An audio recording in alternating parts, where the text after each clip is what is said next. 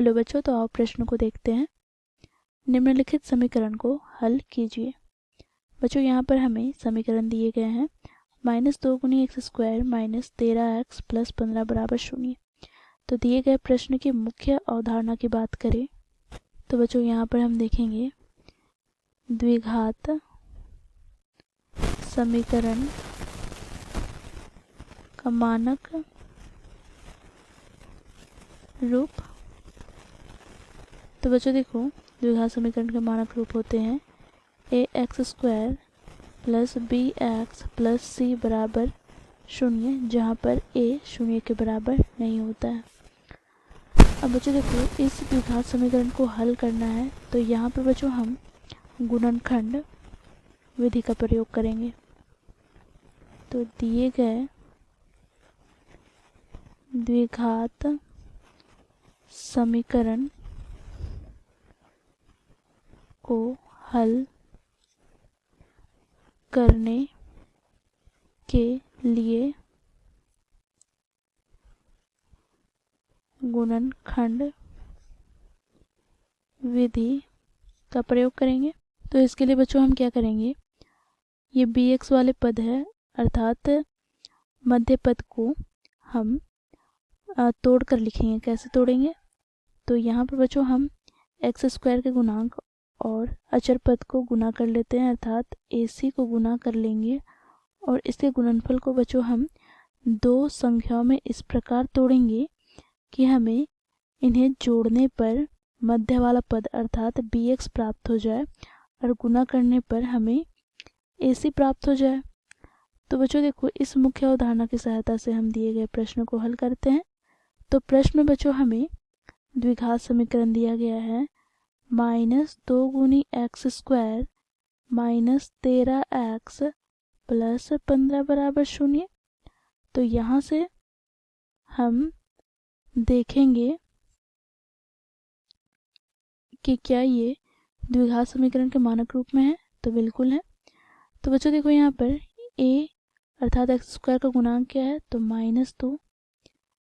b क्या है, तो x का गुणांक अर्थात -13 तथा अचर पद क्या है, तो c = 15। अब बच्चों हम इसका गुणनखंड विधि द्वारा हल करेंगे। तो गुणनखंड विधि यहाँ पर लिखा। अब यहाँ से हमें प्राप्त क्या हो जाएगा, तो मध्य वाले पद को तोड़कर लिखना है। तो इसके लिए बच्चों हम a और c को गुना कर लेते हैं। तो a और c का गुणनफल हमें प्राप्त हो जाएगा -15 दूनी 30। अब बच्चों देखो, इसे हमें दो संख्याओं में इस प्रकार तोड़कर लिखना है कि हमें जोड़ने पर प्राप्त होना चाहिए मध्य वाला पद अर्थात यहाँ पर 13। तो बच्चों देखो, यहाँ से हमें क्या प्राप्त हो जाएगा, तो बच्चों देखो 15 और यहाँ पर -2। तो देखो यहाँ पर इसे हम गुना करते हैं तो 15 दूनी 2 कितना हो जाएगा 30 और यहाँ पर -30। अब इसे हम जोड़ते हैं तो हमें प्राप्त हो जाएगा यहाँ पर 13। ठीक है बच्चों, यहाँ पर हमें अभी चिन्ह नहीं देखना है। ठीक है, ऋणात्मक और धनात्मक। अब यहाँ से हमें प्राप्त हो जाएगा, देखो -2 × x² माइनस है इसलिए माइनस लिखा। अब 13 के स्थान पर क्या लिखेंगे, तो 15 - 2 गुना में क्या है, तो x प्लस का 15 = 0। अब बच्चों देखो, यहाँ से -2 × x² कोष्ठक खोलेंगे तो -15x -2 × x प्लस का यहाँ पर 15 = 0। बच्चों देखो, इन दोनों पदों से -x उभयनिष्ठ निकालते हैं, 2 × x आ जाएगा और यहाँ पर प्लस का 15। इसी प्रकार यहाँ पर +1 उभयनिष्ठ निकाला तो 2 × x + 15 = 0। तो बच्चों देखो, दोनों पदों में 2 × x + 15 उभयनिष्ठ है। तो यहाँ से हमें पहला पद से प्राप्त हो जाएगा -1, दूसरा पद से +1 = 0। अब बच्चों देखो, यहाँ से 2 × x + 15 को 0 के बराबर रखेंगे या फिर बच्चों -x + 1 को 0 के बराबर रखेंगे। तो यहाँ से हमें x का मान प्राप्त हो जाएगा, यहाँ पर देखो क्या, तो देखो -15/2 तथा यहाँ पर x का मान हमें प्राप्त हो जाएगा क्या, तो देखो यहाँ पर +1।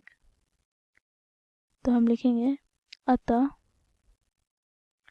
x बराबर -15/2 तथा एक दिए गए